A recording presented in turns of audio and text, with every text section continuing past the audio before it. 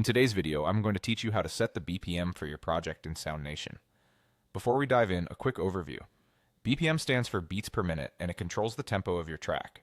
A lower BPM makes your music slower and more relaxed, while a higher BPM gives it more energy and speed. Getting this right at the start helps everything from loops to recordings lock in cleanly. First, open Soundation in your browser and log in. Choose your account as you normally would, and once you're in, you'll land on your dashboard. From here, you can either create a new project or select an existing one. If you're starting fresh, creating a project gives you a clean slate and ensures your tempo sets the foundation.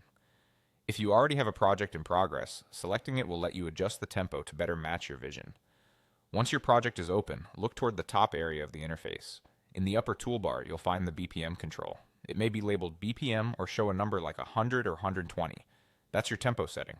Click on that number to make it editable. Now type the BPM you want. Remember, lower BPM means slower, higher BPM means faster.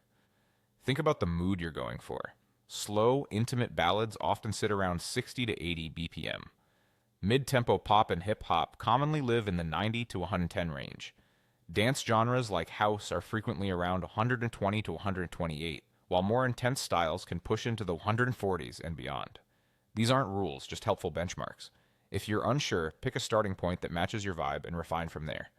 A useful tip is to consider half-time and double-time feel. For example, 70 BPM and 140 BPM can represent similar groove spacing, just felt differently. Choosing whole numbers can make collaboration and sync easier, but don't be afraid to try decimals if it locks in better with your ideas. After you enter your desired BPM, the project will adopt that tempo. You should see the updated number reflected right in the toolbar, so you always know where you've set it. Keep in mind that some audio clips or loops may time stretch to follow your BPM, while others may not. This depends on how they were imported or configured, so it's normal to experiment a bit until everything feels cohesive. And that's it. Log in, open or create a project, head to the BPM in the upper toolbar, click it, and type in the tempo that matches your vision. With the BPM set, you're ready to build confidently around a solid rhythmic foundation.